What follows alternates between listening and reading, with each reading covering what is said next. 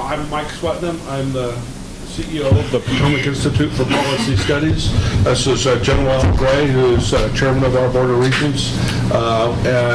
Jointly, we'd like to welcome you to the Potomac Institute for Policy Studies. Thank you for coming today. And it's good to see so many friends and colleagues in attendance today for this discussion.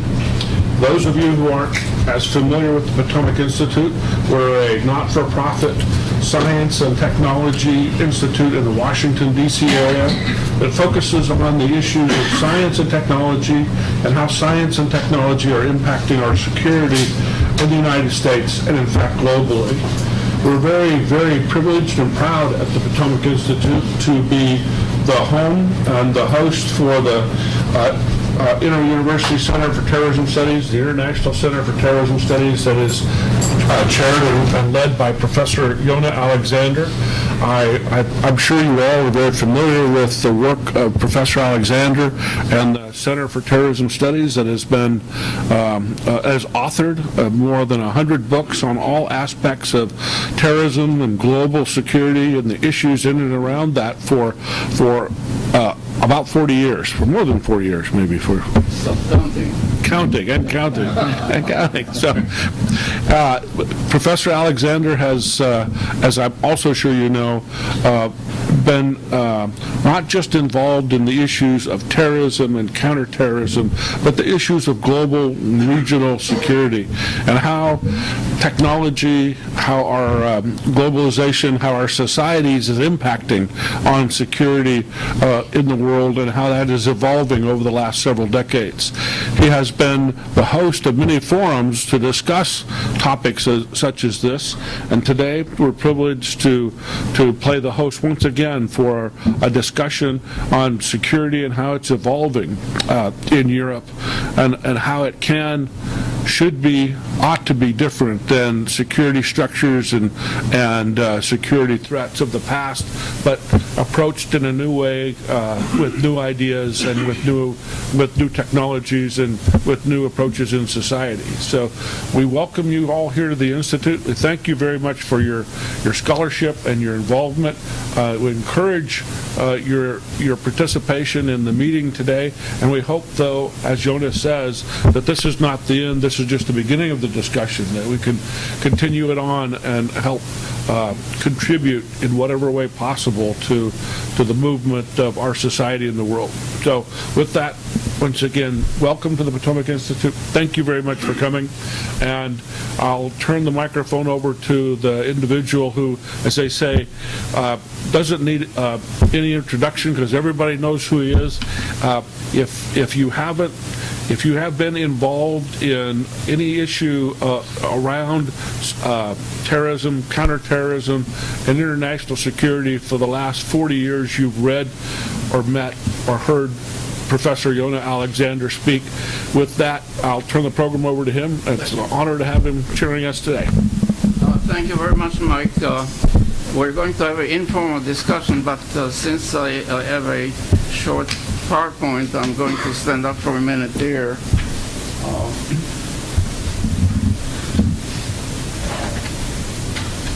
Thank you very much again, Mike.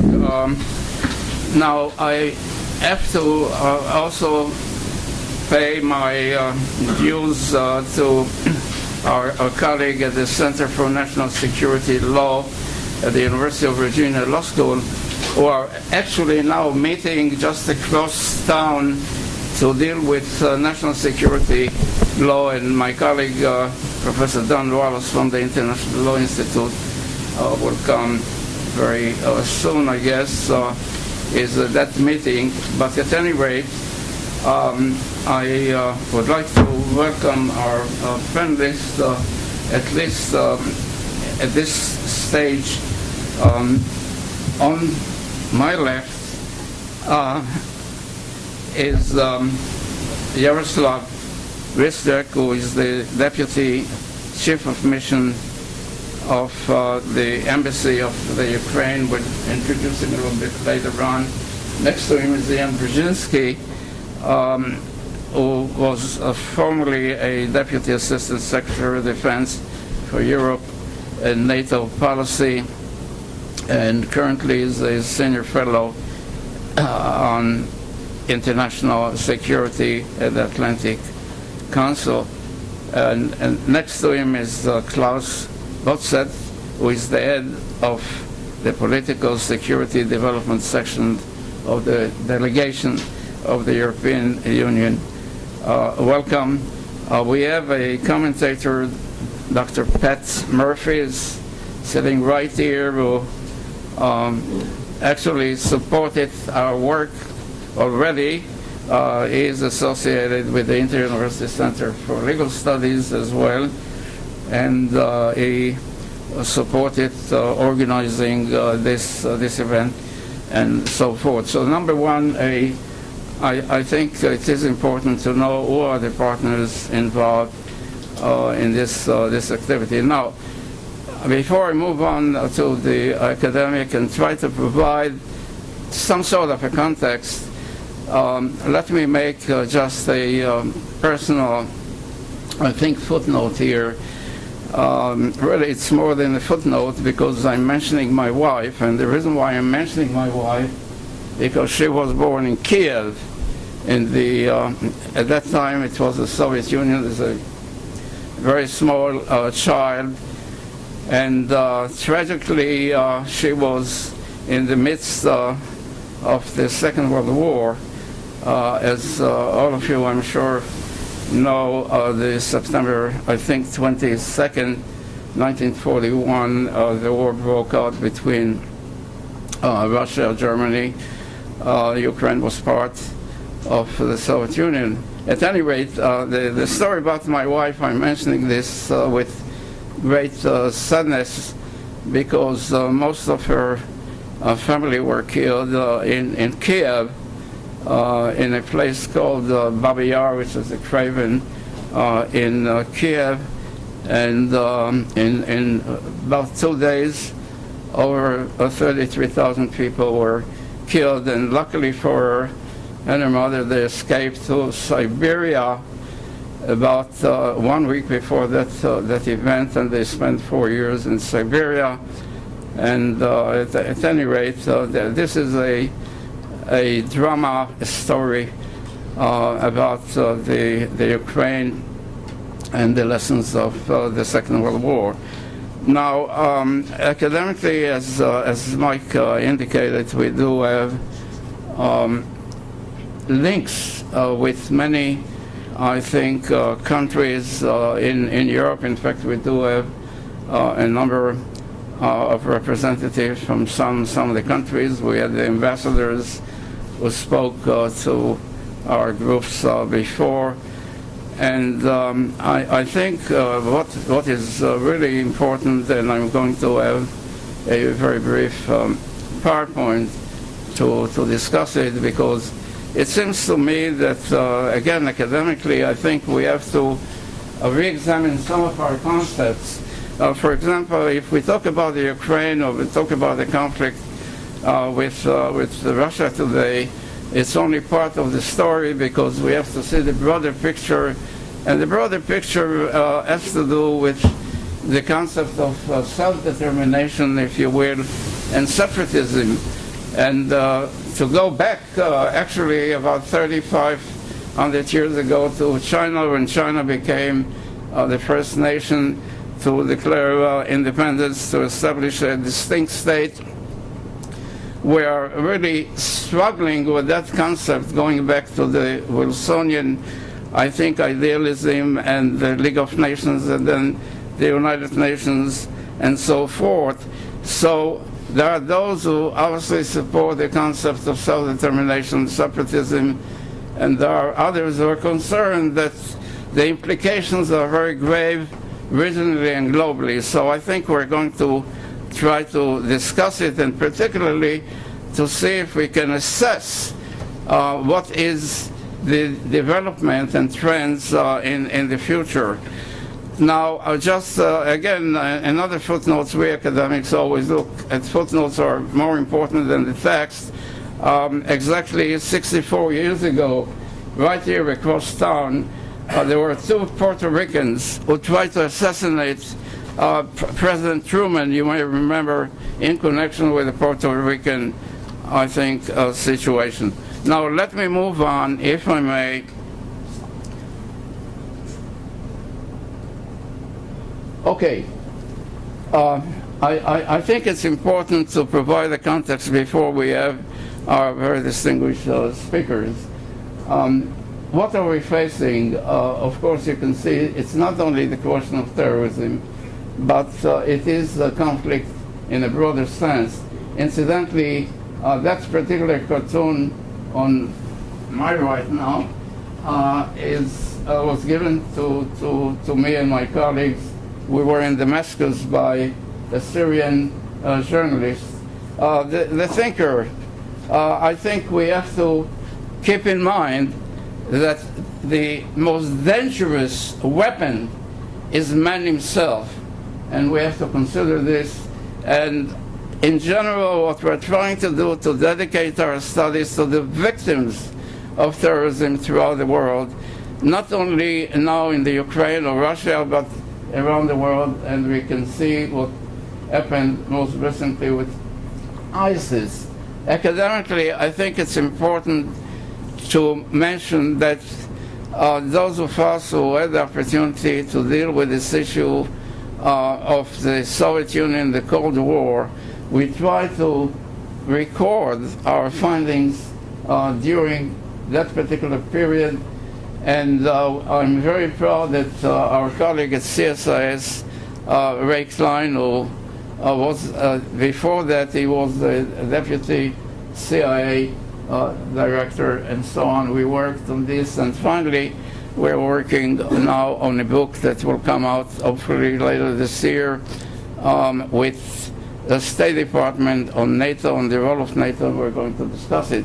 In addition, we had a few academic journals that reflects the evolution of the thinking.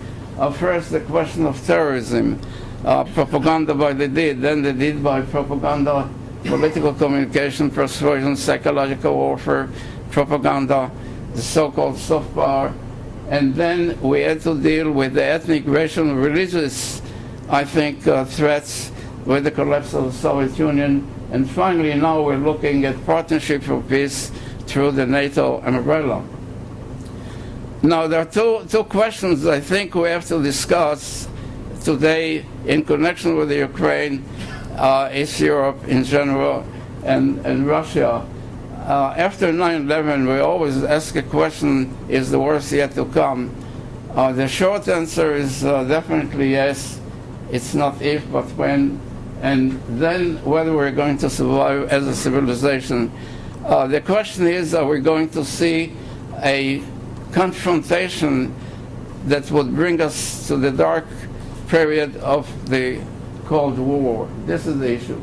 Now, may I suggest in our discussion today, we have to deal with the broader, at least to see the broader picture, looking at the legacy of the Cold War, the hard and soft power idea, the captive nations, human rights, NATO, and then regionally the Middle East, the Balkans, Africa, Asia, and East Europe. Now, the role of NATO.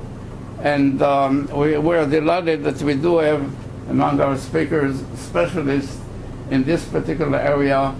And as we discuss it right here in Brussels and elsewhere, the whole issue of the conflict in East Europe is on the top agenda. Now, finally, when we talk about the Ukraine, may I suggest that we have to see the broader picture again, not only the question of borders, and we have to look at organized crimes, the financial pressures, the threat to aviation, as we have seen, the maritime threats, the cyber, energy security, the question of health, the environment, terrorism issues, and perhaps war.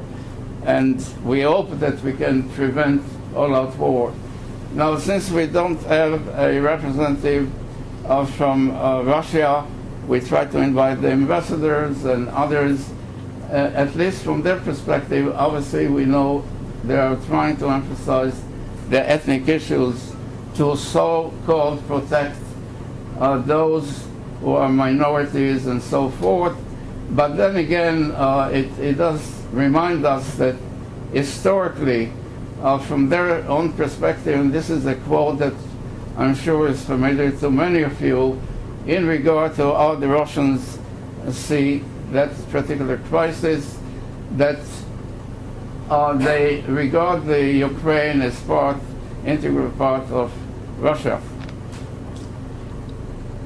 Now, the bottom line is, can we expect the escalation of confrontation, or can we hope for cooperation in regard to Ukraine and Georgia and Syria, of course, the Russian involvement, Iran, terrorism in general, again, the cyber, the economic relations, the humanitarian assistance to refugees, development, science, technology, and the role of international organizations, the UN, EU, OSCE, and the others.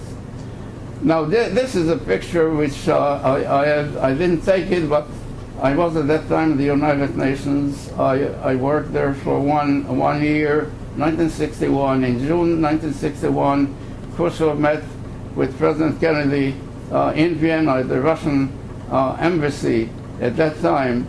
And apparently after that, Khrushchev decided to push the installation of the missiles in Cuba. And we know what actually happened at the time. And the reason I'm mentioning this because my colleague Ray Klein, he actually briefed the president about the Soviet missiles in Cuba in 1961. During my work at the UN, I was able to somehow get from different delegations some perspective and insights into national proverbs of the delegation. At that time, we had, of course, the Soviet delegation and also the delegation from the Ukraine. I'm not going to, we do have people who know both the Ukrainian and Russian, but it seems to me if we look at the Russian perspective, and I thought that we have to discuss today not only fear, but also hope for resolution of the conflict. And that particular one, the first one, the Russian, I think a rough translation is a limited peace, or narrow peace is better than a good fight. And from the Ukrainian point of view, the first proverb actually states that brotherly friendship is better than any amount of wealth or richness. So in other words, we do have a common ground between Russia and, at least from the cultural point of view, and the Ukraine. Now, again, we must learn the lessons of history, as I said, as academics, and I think we have many roadmaps, and we better study them again and again and again. Okay? Now, I would like to invite our first speaker, Yaroslav, who you can speak from there, wherever is good for you, who has a very distinguished background. We do have the information for you in the package that we provided. He was born also in Kiev, and he studied in Kiev as well as in the United States, and he has a doctor's degree in law from Temple University, and he had experience, I think, in practicing also in the United States. And since November 2011, he is at the embassy. And again, we had some other people from the embassy who participated at our activities, so most welcome, and we're looking forward to hear your views. As I said, whatever is convenient for you, either you want to sit down or come up here. Well, thank you very much, Professor Alexander, and thank you to the Potomac Institute and the Inter-University Center for Security Studies for organizing today's discussion. Ukraine has been in the spotlight of global attention for quite a while, for almost the past 12 months, and it is because, as we believe, the events in Ukraine have global significance and global consequences. The present crisis in Ukraine, how did we arrive at this situation, and what are the causes, and what can we do to resolve this crisis? In our view, the short answer is very clear. It's not a domestic Ukrainian crisis. This crisis is brought to us from the outside by an overt aggression and intervention of the Russian Federation, which does not want Ukraine to get out of its orbit and potentially sees the events, the changes that are going on in Ukraine as a threat to Russia itself, to the current regime in the Kremlin. So how did it all start, and what's the reasoning behind all this? Ukraine, practically since its independence, declared its European aspirations. But in reality, little was done over the years to realize them. We can compare Ukraine and Poland, where Poland was 20 years ago and where Ukraine was 20 years ago. Right now, Polish GDP is 3 times as high as Ukraine's. So Russia did not object Ukraine's European aspirations at first, but it objected very strongly our desire to join NATO. And in 2008, Russia practically blocked our attempts to get a membership action plan in NATO. But at the same time, they said that European integration is okay, we don't have anything against it. At that point in time, it was not realistic. However, Ukraine was negotiating the association agreement since 2008, and closer to the middle of 2013, the prospects of signing the agreement and our getting closer to Europe and outside of Russia's orbit became more realistic, and we immediately saw the strong pressure from Russia in terms of economic measures, restrictions on market goods, and so on and so forth. The dramatic events in the winter of last year presented opportunities for Russia to intervene into the situation. As we all know, I don't think I need to recap the events. As a result of mass protests, President Yanukovych was ousted. Russia declared that the events that are happening in Ukraine are a coup d'état.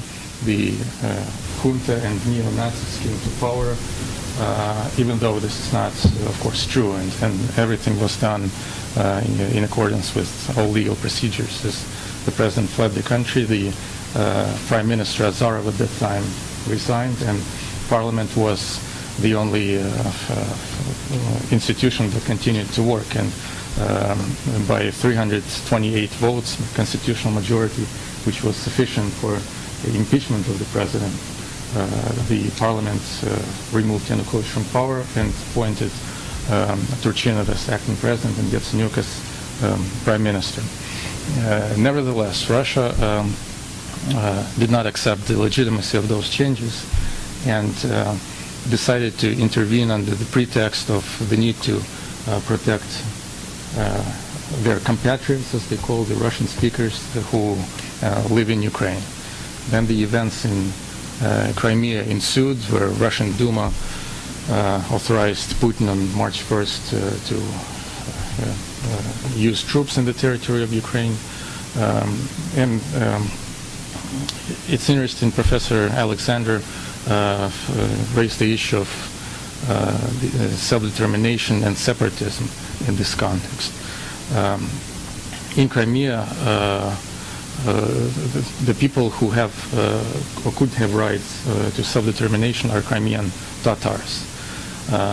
However, the majority of Crimean Tatars were deported in 1944, and over the past 20 years, Ukraine was taking efforts for them to resettle in Ukraine. But the Crimean Tatars boycotted the referendum of March 16th. And the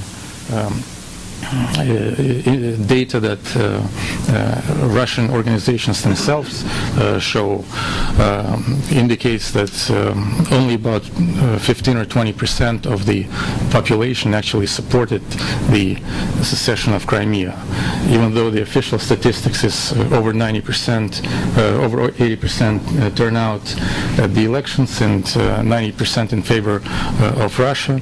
A Council on Development of Civil Society and Human Rights indicates that only 30% of voters took part in the referendum, and slightly more than half actually voted for secession.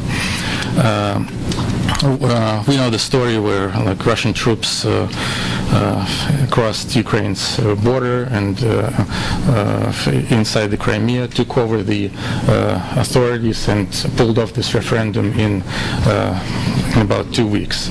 The same scenario pretty much replicated itself is being replicated in the east of Ukraine with Donetsk and Luhansk, so-called People's Republic, and strong support of Russia militarily, which continues with troops and armaments and special forces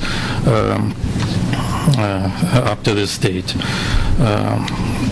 The consequences of these events are truly of a global scale and global magnitude. Such events did not happen past World War II as they happened with the annexation of Crimea. The entire international security architecture is being undermined by Russia's actions. By annexation of Crimea, Russia violated the United Nations Charter, the Helsinki Final Act, the Statute of the Council of Europe, bilateral agreements with Russia, including Ukraine and Russia, including the big treaty where Russia recognized Ukraine in our borders as of 1991. And most importantly, these actions violated the Budapest Memorandum of 1994, whereby Ukraine gave up the third largest nuclear arsenal in the world at that time, which was bigger than UK, China, and France combined, with 1,000 strategic and 2,500 tactical missiles, nuclear missiles. It became apparent that the mechanisms envisaged in the Budapest Memorandum did not fulfill the purposes that they were designed for. Even though we had security assurances from Russia and from other countries, United States, United Kingdom, unfortunately, at this point, the situation remains that the territorial integrity of Ukraine is violated, and this sends a clear message to everyone that unless you have weapons with which you can protect yourself, no guarantees could be enough to prevent a foreign aggression. The situation could have been different if we were part of the North Atlantic Alliance, but as I said, Russia effectively prevented Ukraine from proceeding on that path in 2008, where it pressured a number of European countries that depend on Russia for energy. What could be done, and what we have tried to do to resolve this crisis. Since April, there have been a number of attempts and negotiations in different formats to put an end to it and reach an agreement. On April 17th, there was a meeting in Geneva, and an agreement signed by Ukraine, Russia, the United States, and the European Union, where all the parties agreed that armed groups must disarm and vacate the buildings that they violently seized. And I would like to one small point on the buildings, and the actions of the separatists in the east. Majority of those people are not Ukrainians. they're not Ukrainian citizens. All the leaders of the Donetsk Republic and Lugansk Republic are Russian citizens, and like Strelkov, Girkin, and Borodai, they have a track record of serving in the FSB, Russian Security Service. And a telling example of the fact that this is not a local conflict by the people who protested the central authorities is that in one of the cities in Kharkiv, when the protesters tried to take over government buildings, they took over a building of the theater by mistake. Like, apparently local people who know their town, they would not make such a mistake. So vacating taking over buildings was one of the agreements that parties reached. Kiev would stop the anti-terrorist operations, which was started at the beginning of actual conflict with the separatists. And the OSCE will monitor the implementation of the agreement. It became apparent by the end of April that the separatists had no intention to comply with those agreements. And in fact, 8 OSCE observers were kidnapped who tried to monitor the implementation of this agreement. Then again, in the beginning of June, foreign ministers of Ukraine, Russia, France, and Germany met in Berlin and agreed on a sustainable ceasefire, on resumption of talks by contact group, and joint border control at checkpoints. That did not bring about tangible results in the end of conflict. On June 6th, we had a meeting in Normandy with Poroshenko, Putin, Merkel, and Hollande. Also, talks continued, but the crisis continued to develop. After his election, President Poroshenko introduced a 15-point peace plan, which became a basis for further agreements in this field.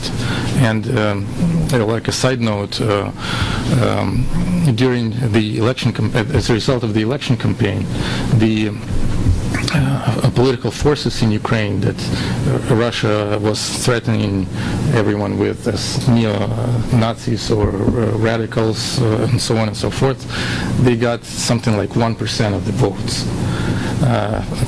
Party of Rabinovich and his party, they got twice as many votes as the radicals who Moscow wanted to present as a threat. So shortly after President Poroshenko came into office, he proposed a 15-point peace plan. That's one thing. And the second thing, what he did was he initiated the unilateral ceasefire as a good faith attempt on our side to stop the crisis. It was indeed unilateral. The separatists did not follow suit, and over that 1 week, 27 people were killed, 69 wounded, so it didn't work out. There were a number of contacts, including phone contacts with President Putin and contacts as part of the trilateral contact group with the participation of Ukraine, Russia, and the OSCE and the separatists. And as a result, on September 5th and 19th, Minsk Agreements were signed. And we believe that these agreements are the basis how this conflict could be solved. The key elements of this agreement is bilateral ceasefire with the OSCE monitoring, decentralization of power in Ukraine, monitoring of the border of Ukraine-Russia, release of all hostages, the amnesty law, early local elections in the east of Ukraine, and a retreat of unlawful military units and Russian troops from the territory of Ukraine. Unfortunately, we continue to see violations of the Minsk Agreements. On October 17th, there was a meeting in Milan between President Poroshenko, Putin, Chancellor Merkel, President Hollande, and Italian Prime Minister Renzi, as well as European Commission President Barroso, trying to induce Russia to abide by those agreements. But after 3 rounds of talks, the Russian side continued its line that basically Moscow has nothing to do with the conflict. It's an internal matter of Ukraine. On our side, we're taking all possible steps to fulfill the Minsk Agreements. We passed the amnesty law, which absolves all militants from criminal responsibility if they have not committed capital crimes. We passed the law on self-governance of the occupied areas in the east of Ukraine. We declared unilateral ceasefire.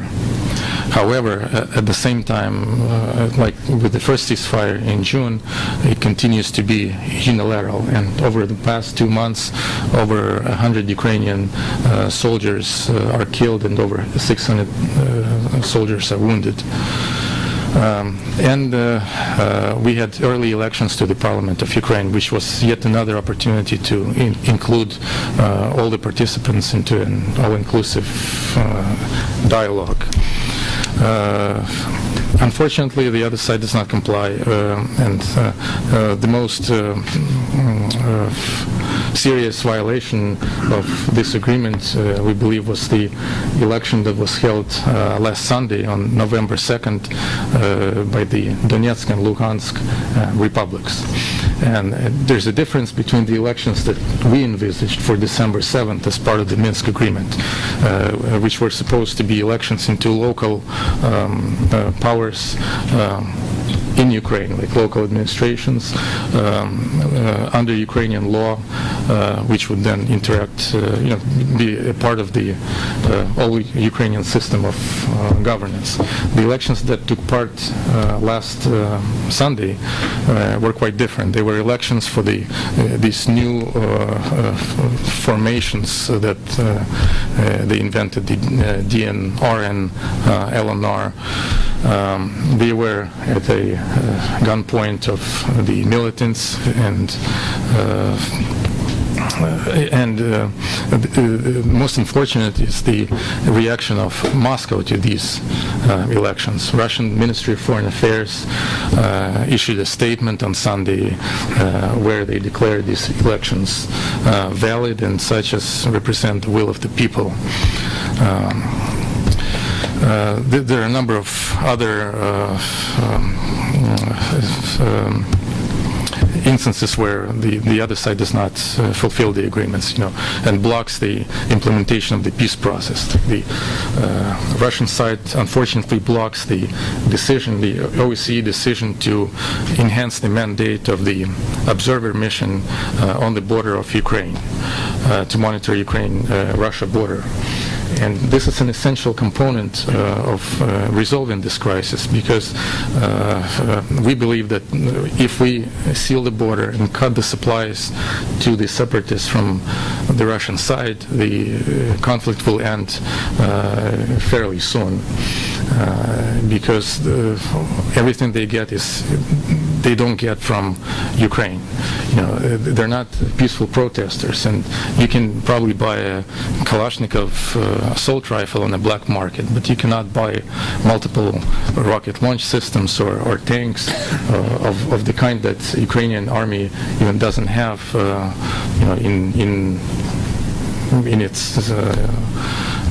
in its ranks. So once we seal this, and we seal the supplies, this can end by itself, because even the local people in the affected areas, they don't support what the people who took over the power there are doing. And a great indication of that is the elections of November 2nd, where people were brought to the polling stations against their will. They were threatened that if you don't show up at polling stations, you will be considered disloyal, and so on and so forth.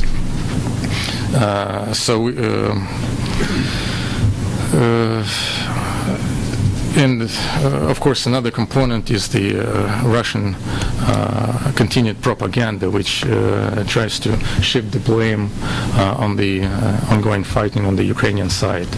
And we appreciate the assistance from the United States Department of State, which initiated this project of countering Russian lies. They had, first it was top 20 Russian lies, and top 50, 60, now it's like over top 100, where like a video material from 10 years ago is used as a shelling by Ukrainian troops of peaceful quarters of Donetsk and Luhansk, where in fact this videos could be from Iraq or from some other places. What could be possible rationale for Moscow's actions in general and for continuing to support this conflict in the East? One of the possible rationales is trying to repeat the Crimean scenario and annex the Donetsk and Luhansk regions that are occupied by the terrorists right now, to create possible access from Russia to Transnistria, which is another which is a frozen conflict that's been going on for over 20 years, potentially for maybe placing another South Stream type pipeline from Russia to Europe, bypassing Ukrainian territory. It could also be an idea of federalizing Ukraine and preventing it from moving towards Europe by having this anti-Europe enclave in Ukraine. It could be bargaining chips for legitimizing the annexation of Crimea. Or it could also be boosting popularity of the Putin regime in the face of economic difficulties and preventing events like Maidan from happening in Russia. What's the solution and what has been the international response? The international response has been truly overwhelming. At different fora, we saw almost universal condemnation of Russia's actions. The United Nations General Assembly passed a resolution with over 100 countries supporting Ukraine's territorial integrity. Only 11 countries opposed that resolution, including Russia, Cuba, North Korea, and Syria, and several others. The same reaction from the European Union, from NATO, from the OSCE, and a number of countries. As a response, sanctions were imposed to force Russia to withdraw and stop fueling this conflict and intervening into our affairs. And these sanctions are beginning to work gradually. We had several levels of sanctions, and our position is that these sanctions should not be rolled back. They should be further increased, because we continue to see violations of the agreements to which Russia was a party. And we welcome a statement that Federica Mogherini made today in Warsaw, that the issue of sanctions are still at the table, and foreign ministers of the European Union will review this issue on November 17th when they meet. We see a solution in the implementation of the Minsk Agreement, which provides a clear path to peace, which is ceasefire, pulling away the troops from line of combat, release of all hostages, repeal of the November 2nd elections.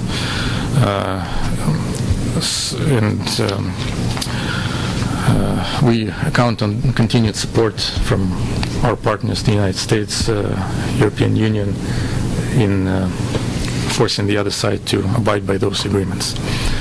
And last but not least, a key to maybe not to the resolution of this conflict itself, but to overall improvement of the situation, is Ukraine's continued reforms and movement towards Europe. We recently held elections on October 26, elections to the Parliament of Ukraine, whereby the majority of MPs are from pro-European parties.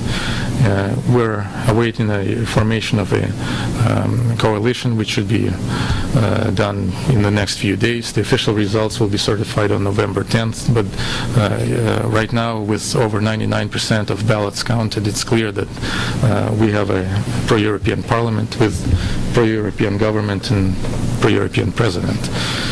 So despite the conflict, we will continue on this path, and we will continue to implement all the necessary reforms and continue to count on assistance from the European Union and our partners as we move forward. Thank you.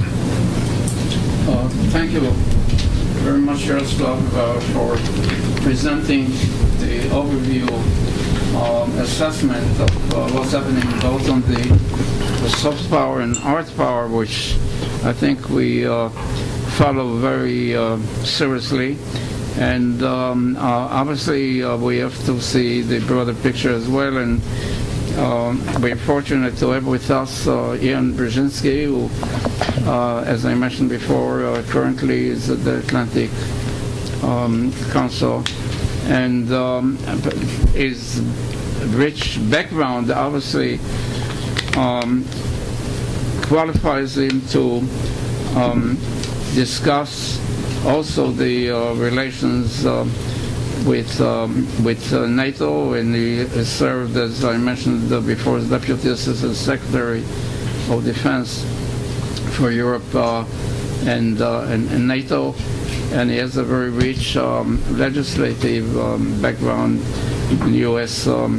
Congress, Foreign Relations Committee in the Senate, and so forth. So if Ian, you can try to present your views on the situation, and how can we find an exit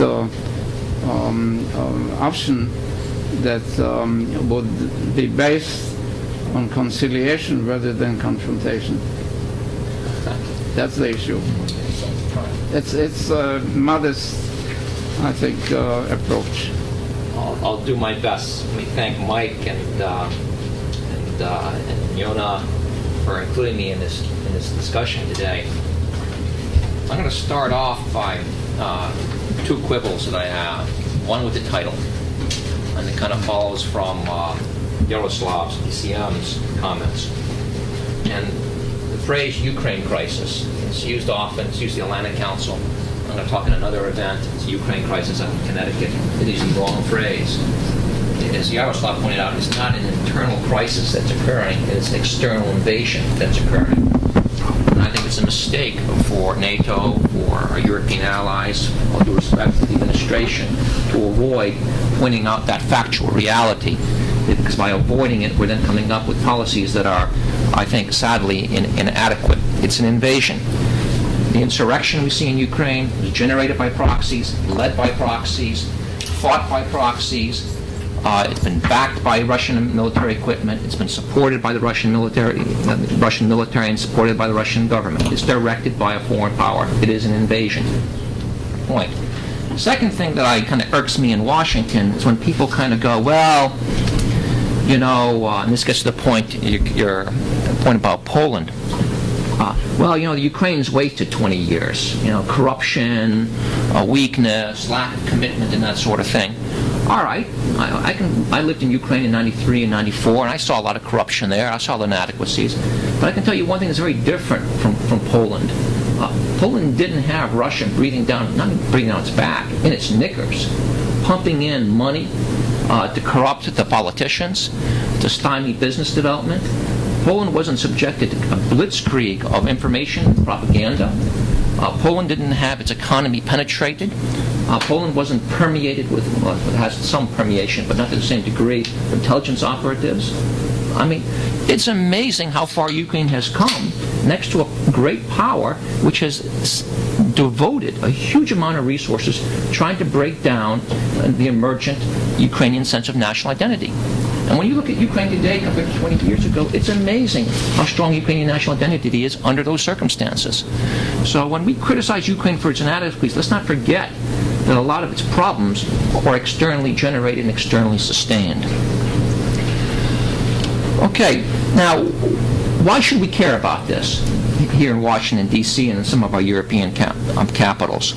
I mean, what we have here is an unprovoked violation of territorial integrity of a European nation. By the way, Europe's second largest nation and one on the important crossroads of Europe and Eurasia. Yaroslav pointed out the bad precedent that has been set by allowing a treaty designed to kind of reinforce efforts to counter the proliferation of nuclear weapons to be grossly violated and basically largely ignored. I think even more important of concern is the reintroduction of a very dangerous principle into Europe, and that's a principle of ethnic sovereignty. Putin is justifying his invasion of Ukraine on the grounds that he has the right to go over and redraw borders because he has a concern about the status of an ethnic minority beyond his borders. That is a principle of ethnic sovereignty that wrought horrors to Europe 2 times last century and many times before. This invasion is certainly a threat to the vision of a Europe whole, free, and secure. Putin has invaded Ukraine because it wanted to join Europe. Did the same thing with Georgia. And as an American, I see this as a real challenge to U.S. leadership. It's a challenge to NATO, it's a challenge to the West, and Putin's using this invasion to demonstrate that the United States, that NATO, the EU, lacks the diplomatic, economic, and military capacity to counter a Russian power. That's my point of view. What does it tell us about Russia? You know, we tend to kind of look at this almost as an isolated event. But the fact is that Russia's invasion of Ukraine is a continuum. It's part of a campaign plan or a campaign history that, if you look back, has been rolled out by Putin shortly after he became president in 1999, and it's kind of benchmarks or events of notice include oil embargoes and oil energy cutoffs to Ukraine, Lithuania, and the Baltics, cyber attack on Estonia, invasion of Georgia, and now, of course, Ukraine. So there's been a 5, 6, 7 year precedent to this. Ukraine is not an isolated event. It's part and parcel of a revanchist power, a revanchist policy by Putin.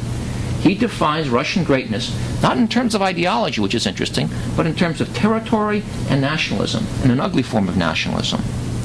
And the really dangerous thing is he's backing it up with military power.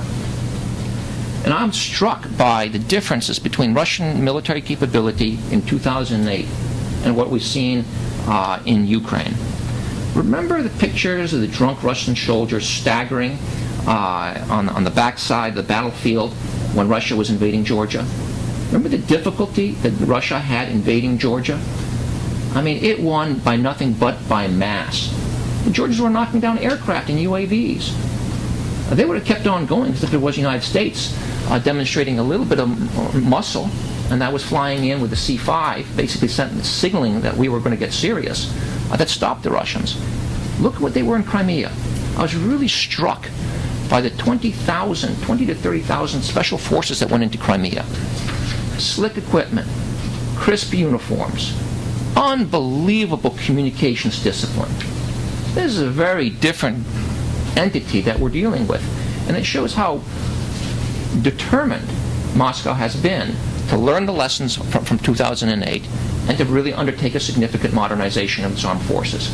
That was a professional force that we saw in Crimea. It's a professional force we see in eastern Ukraine. And Moscow's backing this up with a $750 billion modernization plan involving new deployments in the Arctic, new deployments in Belarus, fifth-generation aircraft, a shift of forces over to the western frontier, massive military exercises. I met with a senior Scandinavian chief of defense, and I asked him, what has struck you most about Russian military modernization plans? And he said, without a snap, he said, the ability to decide quickly and the ability to mobilize large amounts of forces. And here he's talking about exercises in the scale of 100,000. Spot exercises. Literally, Putin gets on a weekend, calls up a district, military district, and says, I want an exercise, and they got 20,000 people out there. Our largest NATO exercise for collective defense was Steadfast Jazz.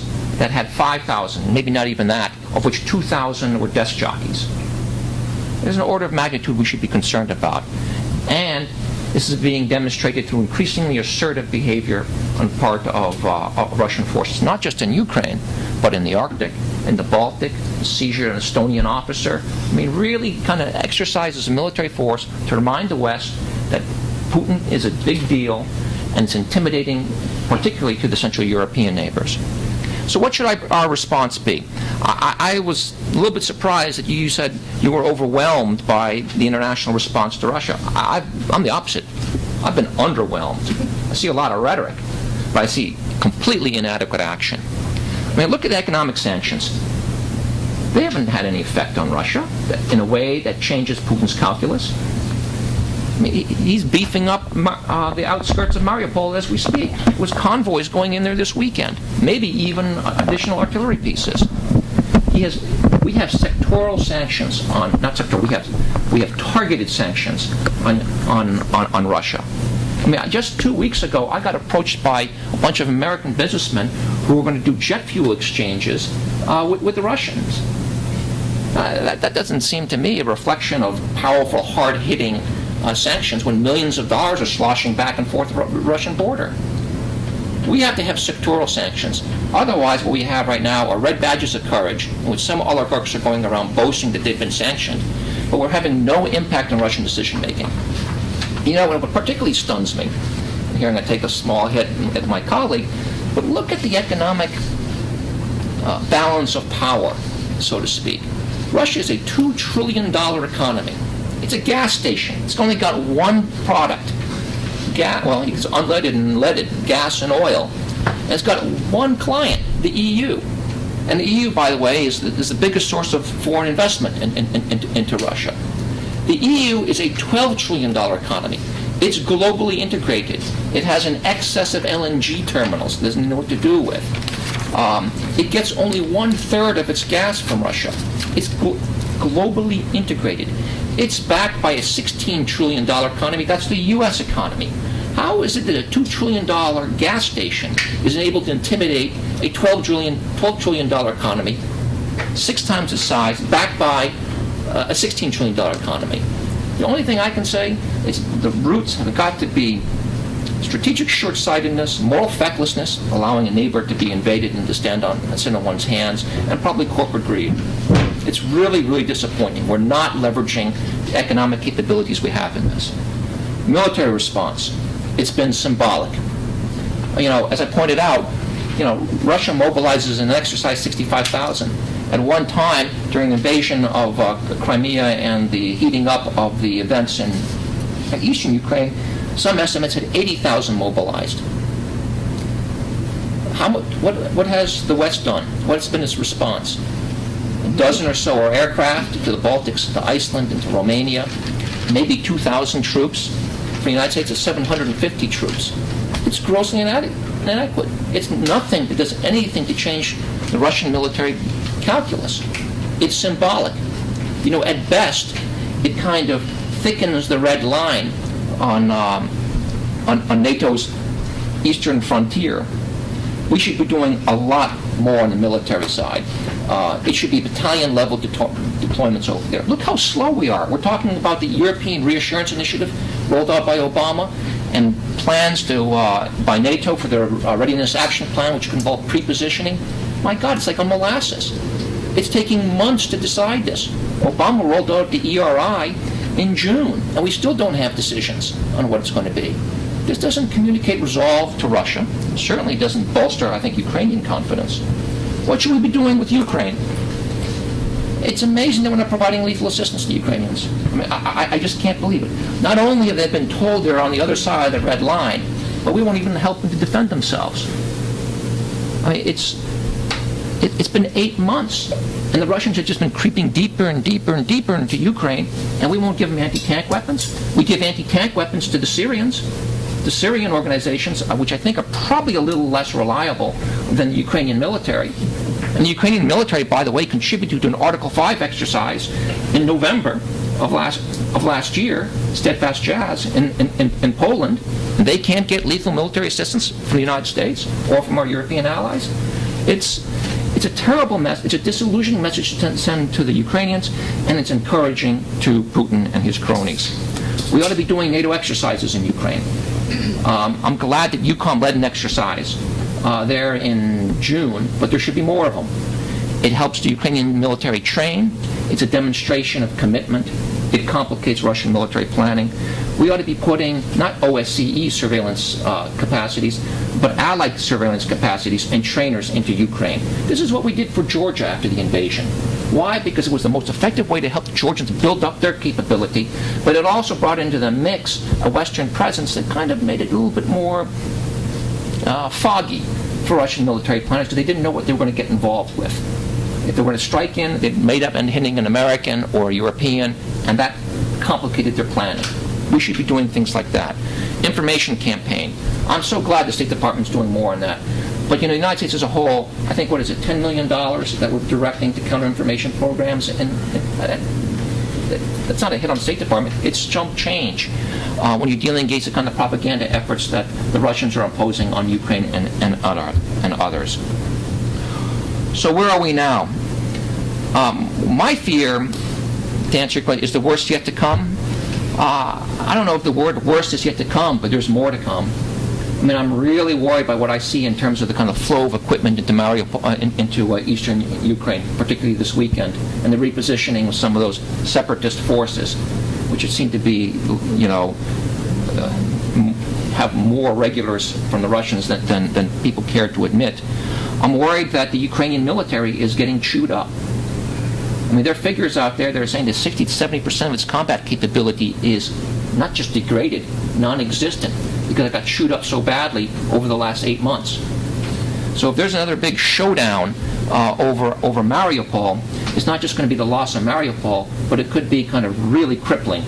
Well, it's not crippling. It could be basically the end of the Ukrainian ability to really have conventional resistance to what is Russian aggression. So I'm pessimistic.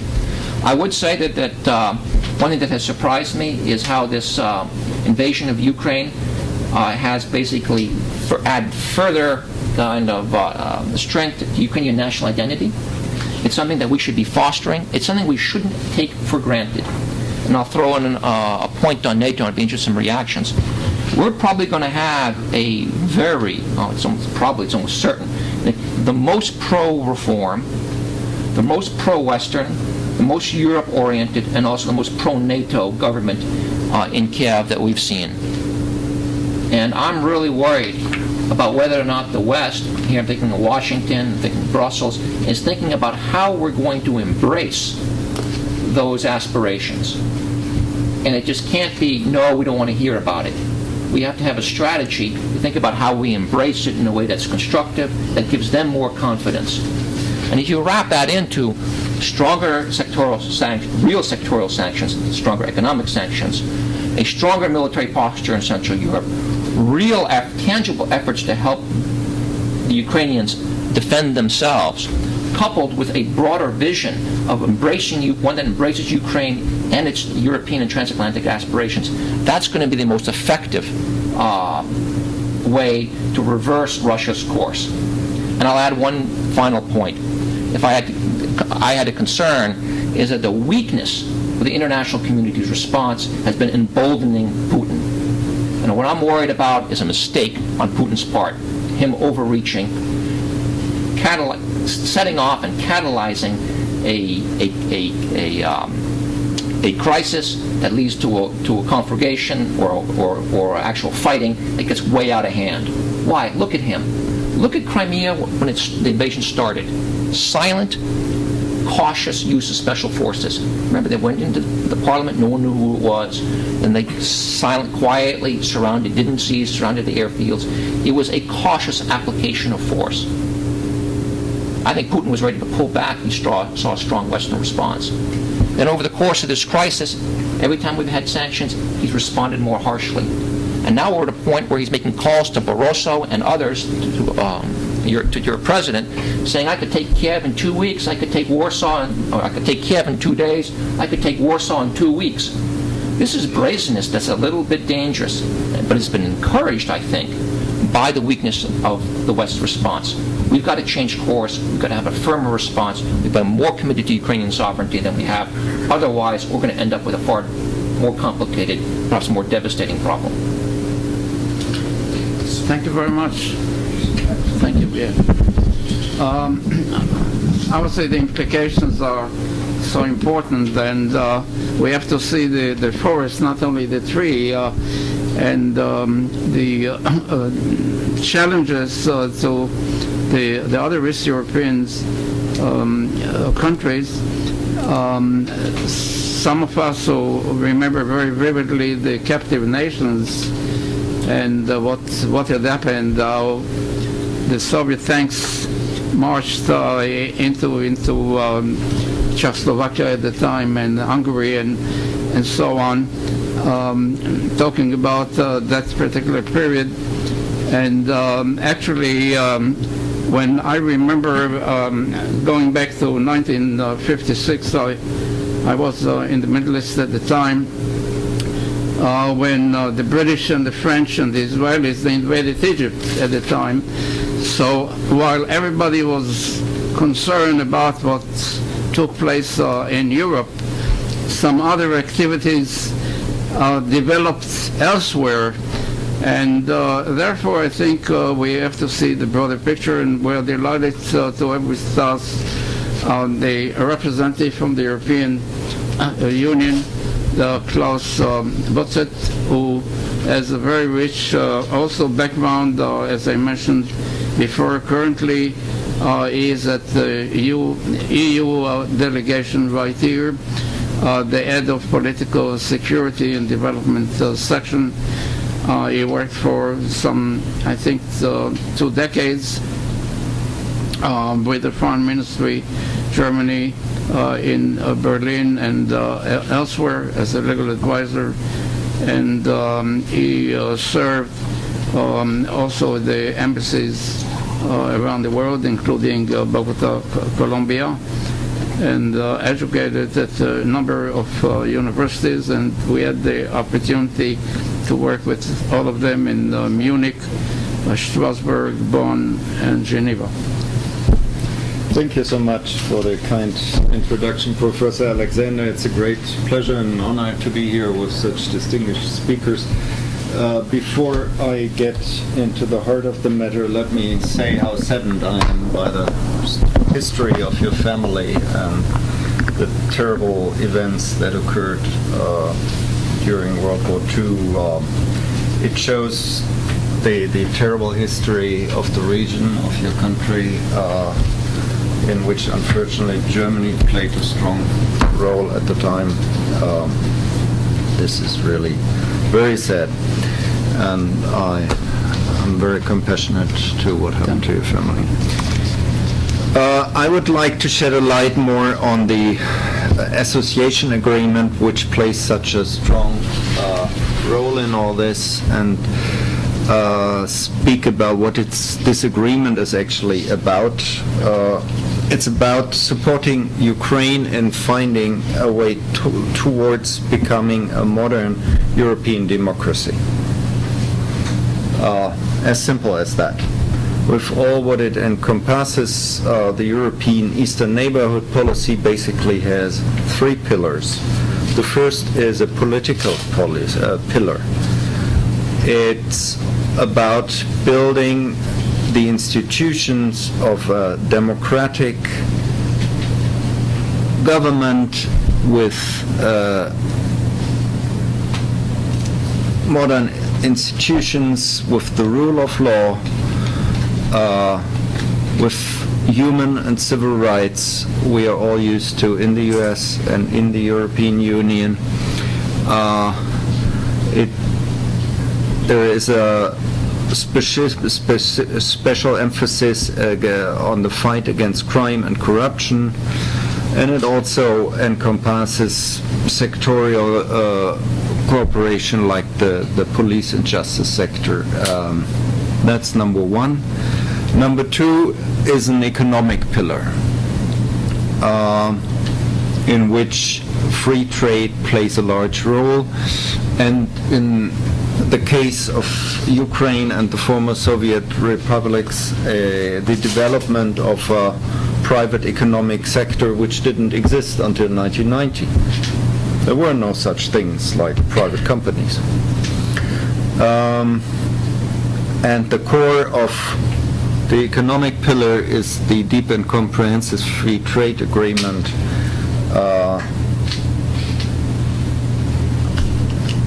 which the association agreement aims for. And the third pillar is people-to-people contacts, facilitation of travel, facilitation of visa arrangements, and all that. Now, as my colleague Jaroslav Brisiuk explained very correctly, the negotiations were actually going on slowly but steadily from 2008 on, and in the year 2013 Ukraine was actually making good headway on the various benchmarks the European Union had established. And only in that year Russia had discovered that it felt threatened by the association agreement, which in itself was a negative surprise, of course, because how can you feel threatened by a country wanting to become more democratic, open, and having good governance. And then Jaroslav explained all the events that unfolded. We have now, very recently, on the 1st of November, launched the provisional application of the association agreement. Jointly, the presidents of Ukraine and of the European Council and the European Commission have started this as a key instrument for carrying out the much-needed reforms Ukraine is now aiming for. And it counts on the European Union's support, in particular as the rule of law is concerned, in particular as the fight against crime and corruption is concerned, and the reforms in the other sectors. And this is a very important point for the European Union.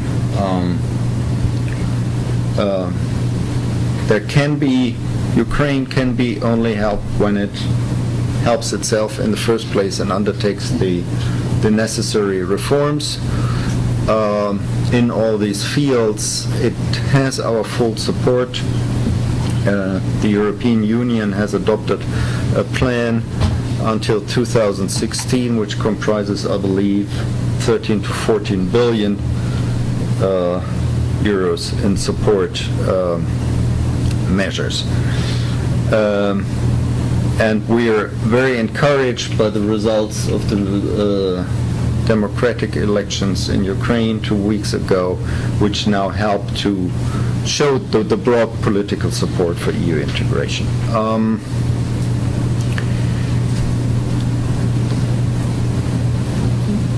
Number two, and I agree here with Ian Brzezinski, who says this is not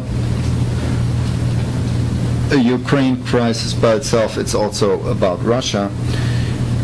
Russia is interfering, there cannot be a doubt about it. It's not complying with the obligations it has taken on in the various agreements, most recently in the Minsk Agreement. And just yesterday, the High Representative of the EU has called upon Russia to live up to its responsibilities to which it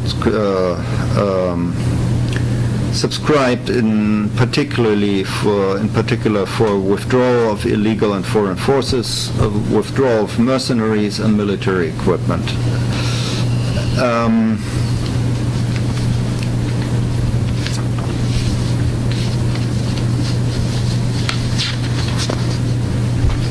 What are we doing? And here I do not concur with Ian Brzezinski. We have taken, jointly with the United States, restrictive measures or sanctions, if you wish, in various stages to motivate Russia to change course and comply with its commitments and comply with international law. And the economic impact of these sanctions has been very significant on Russia. Russian growth of GDP is seriously affected this year. It's down considerably, and it will even go down further next year, probably down to zero, if not Russia is headed for a recession. The indirect impact of the sanctions is even worse. Investment in Russia is basically down to zero already since the summer, and there is a capital flight. The capital outflow is estimated currently at 120%. The ruble has dropped by 25%, and the Russian central bank has been forced to raise its interest rate up to 9.8%, I believe, currently. So the economic effect of the sanctions is very significant, and of course, in a cash-rich country, which Russia currently is, it can buffer the economic effect for some time, but it cannot ignore it on the long run. So we also need some patience as far as the political impact of these economic sanctions is concerned. And I'm sure that we will have a different debate with Russia in the course of the next year.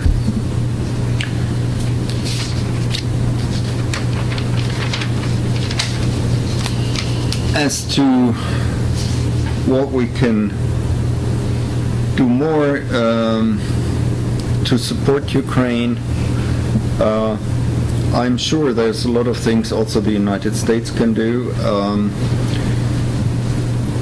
Europe is fully committed to continue to support Ukraine on its path towards becoming a modern and open European democracy.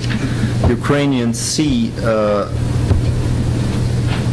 which have countries like Poland, right, their next neighbor, or others, could have tripled or quadrupled their GDP, becoming EU member states or EU associated states, and that's the way to go. I'd like to stop here and leave the rest of the issues for the discussion. Thank you very much, Klaus. Obviously, we'll come back to some of the points that you and your colleagues have made. I'm going to call now Pat Murphy to make a brief, I think, comments as a commentator, and then we're going to develop a discussion. So please go ahead. Yeah, thanks. My comments were written ahead of time, of course, so I couldn't foresee exactly what you'd be saying, but they sort of parallel what I've been hearing from our three or four colleagues. First, why would a guy with a name like Patrick Murphy ever become interested in Ukraine in the first place? Because in the middle of the 1990s, we adopted two children, now young adults, from Lviv in western Ukraine. Later, we, my East German-born wife, Marlies, and I helped 48 other Ukrainian kids to be adopted by American, often Ukrainian parents. Both Irishmen and Ukrainians have eaten a lot of cabbage in the past, as some of you probably realize, and because they were poor. And both countries were, and Ukraine still is, seriously oppressed by a much more powerful neighbor. For an international relations guy, there is a direct parallel there. The difference is that the United Kingdom is Great Britain and open to persuasion and new ideas. Russia, not so much. The present crisis started last spring when the Ukrainian people forced their corrupt and pro-Russian President Yanukovych out of office. Within a few days, and to everybody's surprise, the man I call Rasputin threw away $50 billion worth of Olympic goodwill by seizing the Crimean Peninsula. And within a few weeks, he managed a minor league civil war in eastern Ukraine because he claimed Russian speakers were being oppressed over there. Recent Ukrainian government elections in which Russian speakers took part seem to indicate that those Russian speakers much prefer to live in a democratic state which is pro-European but where Russia is a minority language than to living in Mother Russia with Putin as an authoritarian dictator. By now his forces, Ukrainian Russian or real Russian, have more or less secured their base in Donetsk and Luhansk and may advance on Mariupol as well, as we've been hearing. This would give him a seaport and set the stage for further Russian advances to form a land bridge with Crimea and perhaps even eventually with Russian-held Transnistria, nearly unpronounceable, in Moldova. Of course, if the latter happened, it would cut Ukraine itself off fully from its present Black Sea saltwater shores and would add its own great port city of Odessa to, quote, Novorossiya. Pro-Russian forces have also shot down a Malaysian Airways plane with a loss of nearly 300 lives and are responsible altogether for the loss of several thousand lives. I think it's around 4,000 right now. Mentioning Moldova brings up the question, why are we talking about Ukraine in a way we never talked about Moldova or Georgia, both of which have suffered partial Russian occupation for years? We talked about them, but not to the same degree and not as lengthily and so on. The reason is that Ukraine is the canary in the coal mine. Ukraine has a direct border with several NATO members, Poland, Slovakia, Hungary, and Romania. Thus, what happens in Ukraine has a direct effect on NATO itself, and particularly on three other NATO members, Estonia, Latvia, and Lithuania. And as if to underline this point, Putin sent Russian airplanes over the seas bordering Sweden, Norway, the United Kingdom, Germany, etc., all the way to Portugal before turning back. At least they didn't come over here. I think Putin did NATO and Ukraine a favor by doing so. Some of the West European countries seem less than enthusiastic about such, quote, old-fashioned NATO ideas as an attack on one is an attack on all. Putin reminded these countries, plus neutral Sweden and Finland, that we are all in this together. A poll from a week ago showed that for the first time, more Swedes favored joining NATO than opposed it. One of the curious things about the West's response to Russia's ongoing aggression against Ukraine is, in a way, the West refuses to call it what it is and meet it head-on. Apparently, when Vice President Biden, who, as we all know, often speaks uncomfortable truths, recently declared that Russia had, quote, invaded Ukraine, he had to retract the statement.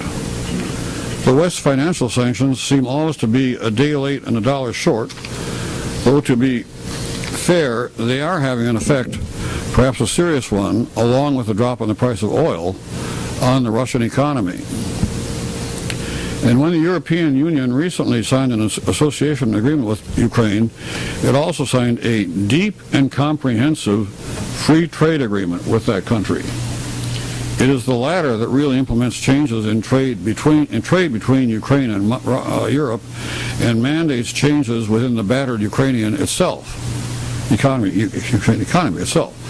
The Russians have strong-armed the EU into postponing the entry into force of the free trade agreement from November 2014, in other words now, to December 31st, 2015, during which time they will presumably do all they can to stop its implementation from ever occurring. Ukrainian Deputy Foreign Minister Danilo Lubkivsky resigned in disgust at these developments. Strangest of all, the West has so far refused to provide Ukraine any lethal weapons to use against rebellious Russian Ukrainians or outright Russian invaders.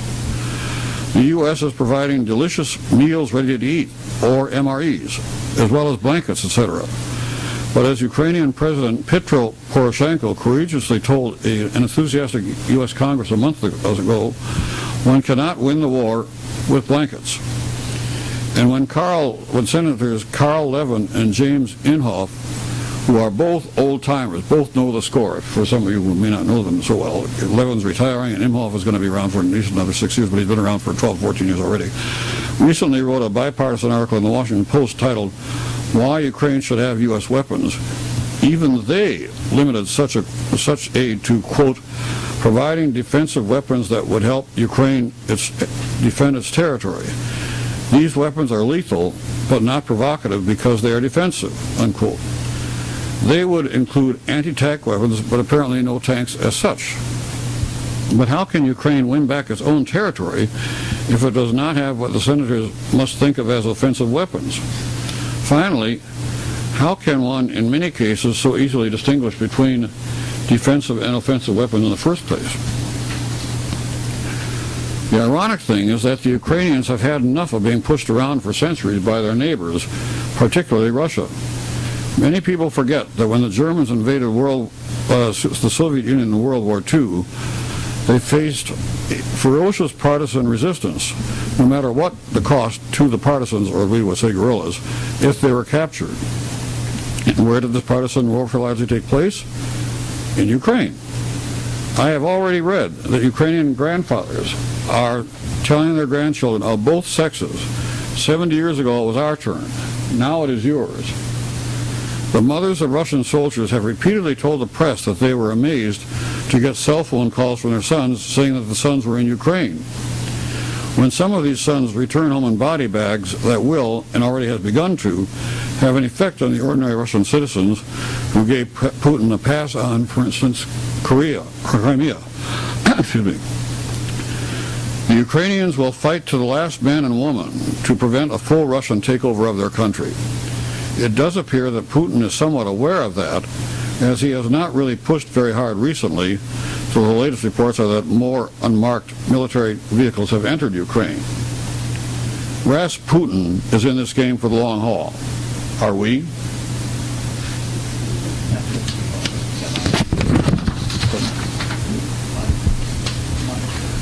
This? Oh, Michael, sorry. Thank you very much, Pat, for your professional assessment. I would like to come back to our panelists to make comment, if you wish, at this point. Yaroslav, you want to start with that? Here's the mic. I would like to thank other panelists for their comments and for their support of Ukraine at this critical time.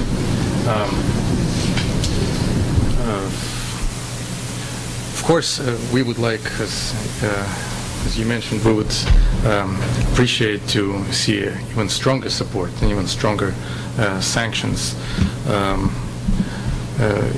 and military assistance, not to be limited to non-lethal and to include defensive weapons, as President Poroshenko mentioned. But we understand at the same time the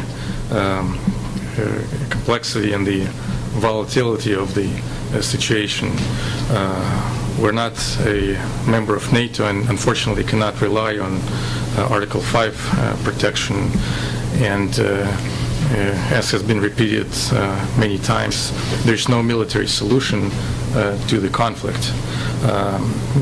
No one wants a full-scale war with Russia, between Russia and Western powers. At the same time, a conflict is going on right now. It's happening as we speak. It's a hybrid war by proxies, war by little green men with special training but no insignia, and its war continues to be fueled by Russia. Right now we have had 6 so-called humanitarian convoys, which we could not inspect. The first convoy was, I believe, 250 or so trucks, which we attempted to inspect together with Red Cross, and we managed to inspect only about 35 or so. Rest of them, we could not even do as many, and over our protests, those trucks continued to come to Ukraine, as well as military equipment and forces which are not even masked under trucks, because we do not control the border and have no way of checking and stopping them. What I would like to say is that the whole conflict brought unprecedented unity among Ukrainians. The entire country is united against this outside aggression, and probably this is one of the reasons why the conflict has not expanded further into Ukraine's territory. Putin got a foothold into Ukraine's territory near the border, but he apparently did not anticipate this reaction that he saw from ordinary Ukrainians. We demonstrated restraint in Crimea, and it was a difficult situation militarily. It was difficult to respond militarily given the Russian troops' presence already on the land. But in mainland Ukraine, I guess no one expected such a response, and this is what is stopping Putin right now. And by these actions, he's actually pushing Ukraine closer to the West and closer to NATO. If the level of NATO support was like about 15-16% about a year ago or so, right now it's 50% plus. So more people are in favor of joining NATO than ever before. The notion of ethnic sovereignty that Putin is trying to advance with his actions has no bearing in Ukraine. Like even in Donbass region, over 50% of the people are Ukrainians, ethnic Ukrainians, and they call themselves Ukrainians even though they're Russian-speaking in the latest census that we held a few years ago. There's no language problem as we see in the ongoing conflict and the anti-terrorist operations, because many people on both sides speak the same language. Ukrainian forces who are trying to defend our territory speak Russian. So there's no basis for these allegations except for other justifications of his aggression. And even though we would have liked to see a stronger degree of sanctions, but these sanctions, I believe, are gradually having an effect, even though not as big as we would like to see. They're not sectoral sanctions as we saw in Iran, for example, but they have an effect, as Klaus mentioned, that Russia's economy is suffering, and at this point, this is the without military response from the West, this is the only mechanism how to make Russia stop, aside from outright confrontation, which no one wants to see. Thank you very much, Ian. I'm trying to be real quick. Yeah, you have to leave by now. No, don't worry about 15 minutes, but 4 points. I did a disservice to Klaus and his organization, because if there's one thing that the West has done well is provide a very robust package of international economic assistance, IMF loan and the other things that they've rolled out, and deserve credit for that. The concern I have is that that money's getting wasted because the Ukraine can't really use it to full effect when they're being chewed up by the Russian military. And that's the problem. Second, I just disagree with my colleagues by saying that, or I feel like I'm on a different yin and yang kind of discussion, talking across each other when we talk about the impact of economic sanctions on the Russian invasion of Ukraine. There is no doubt the economic sanctions imposed are having an economic effect on Russia. And you rolled out some very important statistics. The problem is that it's not changing Putin's calculus. Not yet. And I think that the problem is that we don't have that much time.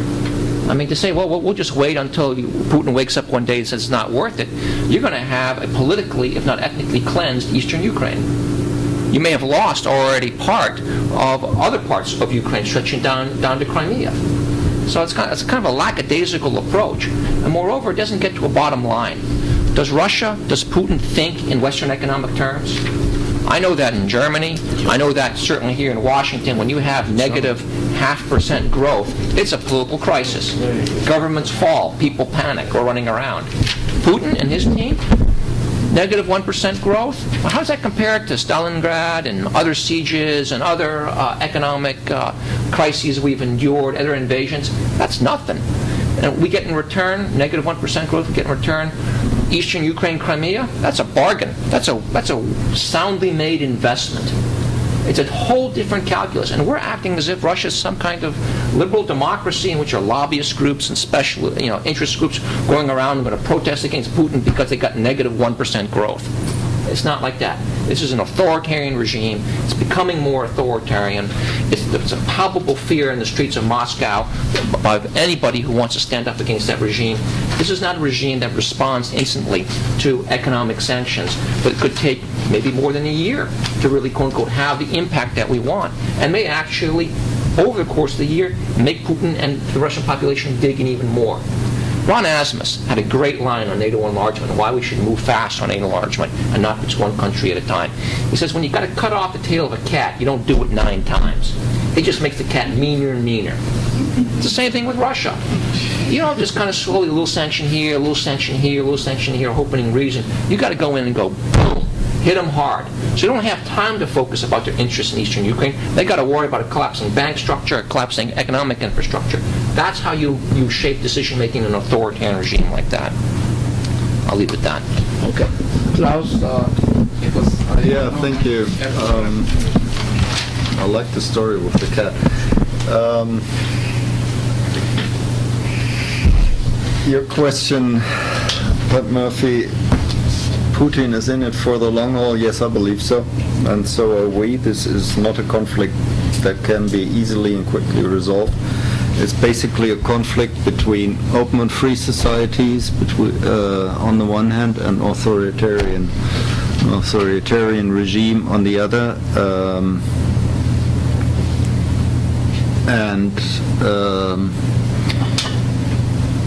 There is an additional dimension to it, which is the first priority, now more on a personal basis here, of the Russian president seems to be his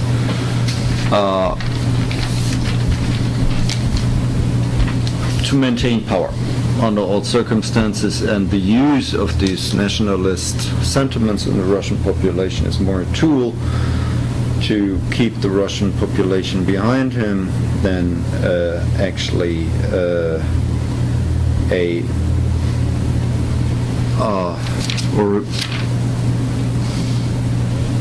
an original motivation for his policy. So we always have to keep in mind this aspect of Mr. Putin having as a first interest to stay in power, and as a second interest his political aims for his country. And that is why I believe that the impact of the sanctions over time will change his course of political action as soon as he feels threatened in keeping his country and his regime in control of the country.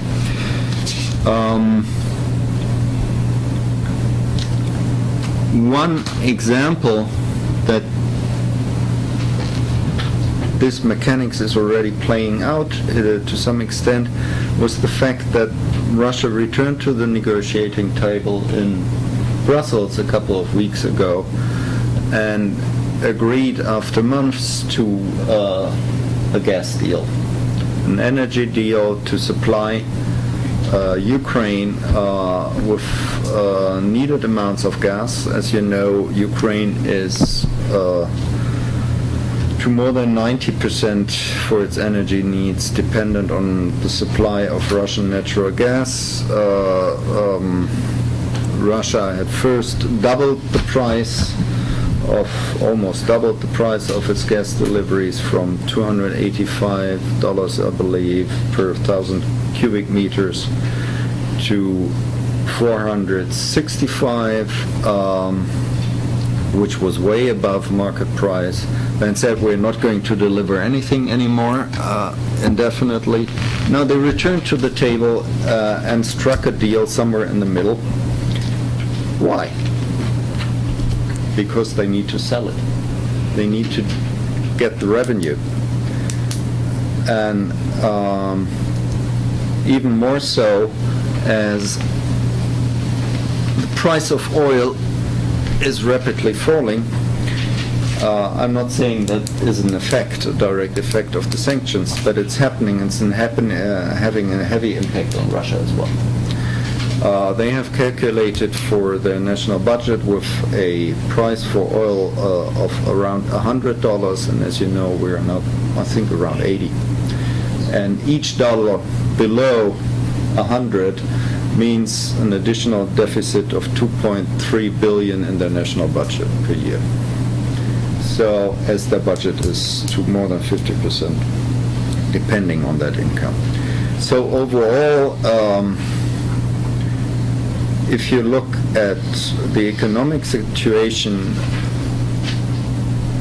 I believe Mr. Putin is now playing poker and hope he can wait the sanctions out. But given the overall situation, we believe chances are that he will change course, and we are committed to our policy. If Russia changes course, sanctions can be lifted. If not, then not. Thank you, Klaus. First, I want to thank you all for coming. I apologize, I'm going to duck out right after this comment, so I'll try to make some very incendiary comments and run out of the room before you firebomb me back. But I was going to call these doctrinal comments, but I changed that in thinking about it, listening to the last few words, that things are more historical, or at least my view of historical comments. The first is the concept that we wage war or fight around the world based upon economics. This was called Marxist theory, that wars are fought because of economic reasons. And the truth is, the history of mankind is we almost always fight over nationalistic or idealistic reasons. And so what's more important to Putin? The idea that he wants to nationalize what was the Soviet Union back into a country again, or money? I'm sure he cares an awful lot about the economics. But I wonder what's more important to him in the long run. The second comment I would make is about Article 5 and enlarging NATO, and this whole concept that an attack on one is an attack on all. I would posit to you that the spread of ISIS in the Middle East is a threat to us just as it's a threat to the elected government in Baghdad. That the use of chemical weapons in Syria is as threatening to us here as it is to the citizens in Syria. That the whole concept that Article 5 says a threat to one is a threat to all Article 5 did was write down reality. A threat to one is a threat to all, whether there's a treaty or not. and we're threatened whether there's a treaty or not. So I throw that on the table as a view of how the situation might be more than just something that can be dealt with economically. And with that, I'll run out of the room. General Gray, our chairman, will wrap it up in a few minutes, but I think there's time for a few more comments. Or do you want to make? No, I was going to run out of the room. Wait a minute. Thank you very much. Okay. Go ahead, John. No, you. No. Well, you're not all done yet. You're not done yet. No, I mean, you always have the best comment. Right. Work. Well, I want to add my thanks to the very, very distinguished panel and a lot of friends that I haven't seen in a good many years, and others more recent. I never, in the 41 years that I was an active duty Marine and the 3 wars that I got caught up in, I never met a defensive weapon. I don't know what that means. One of the best offensive weapons in the lesser intensified conflicts that we get involved in is the anti-tank weapon called the RPG-7, which has killed more infantrymen and people around the world than I care to mention, whether you're talking about Vietnam or Afghanistan or anywhere else. And so I think that's really a poppycock kind of a conversation, I think. I don't know who came up with that idea. It's like low-intensity conflict. There's no such thing as low-intensity violence and all that. So we need to remember some of the basics. Sanctions have a role. In my humble experience, more often than not, they've really not helped too much historically down through the years, although they have the potential to, and I don't want to, I won't debate one way or the other. I think sanctions is a good idea here, but it's only one idea. And sanctions also tend to hurt the people in the various countries where we have laid out sanctions, and we tend to forget about that.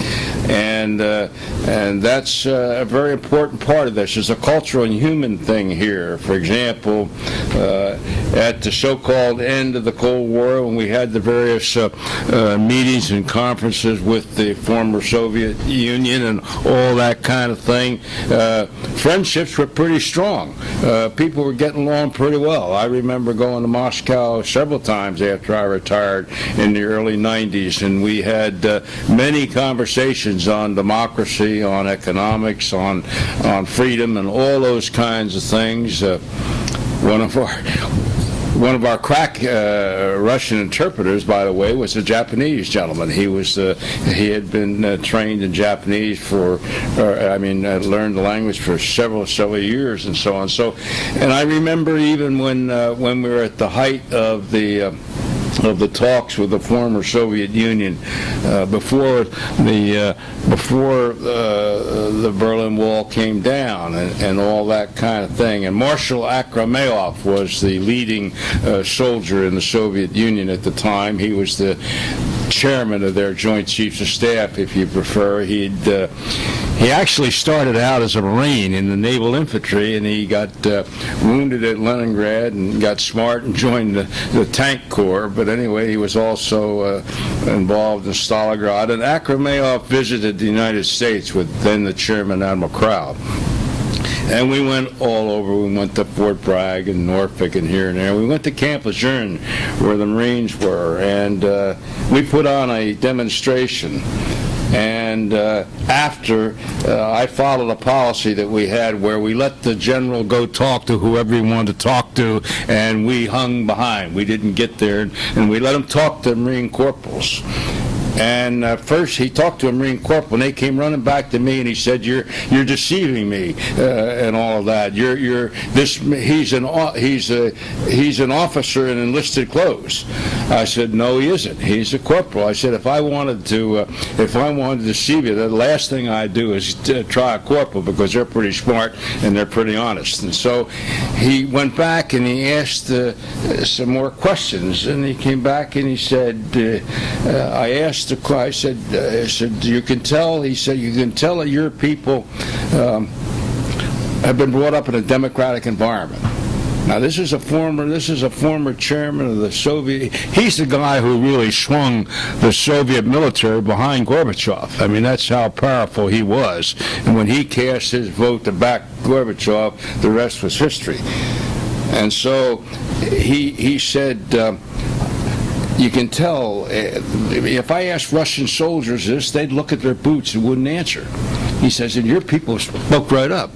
So I said, geez, I wonder what the hell my corporal was saying. So I walked up to the corporal later when Marshall went on down and talked to some other people. I said, Corporal, did you talk about to that Russian general? He said, yes, sir. I said, what the hell did you tell him? And more important, what did he ask you? He said, well, he asked me what I thought about the Soviet military being over here and talking to American soldiers and Marines. And I said, what the hell did you tell him? He said, I just said, I didn't know why they were here, but I thought it was a pretty good idea. And the corporal really captured American strategy right there. It's a hell of a lot better idea to talk to your potential enemies as much as you can than it is ignore them and fight them and all that kind of thing. We don't do that very well sometimes. We get all caught up in the rhetoric of the day. And we got to understand that these countries, these people, they're different. There's different cultures, different languages, different mores, different beliefs.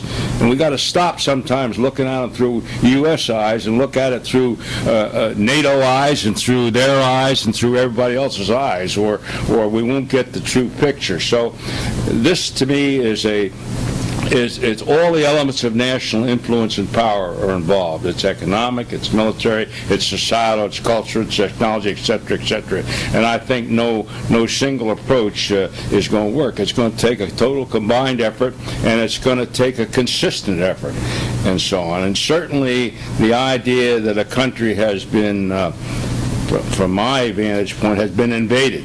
A friendly country has been invaded by somebody that's doing them harm. And we ought to be a hell of a lot madder about that as members of the international community than we appear to be. So that's sort of my pacifist view on this whole issue. But thank you again for coming, and it's really been great. And we're going to see you all again, because we're going to do this again, Yona.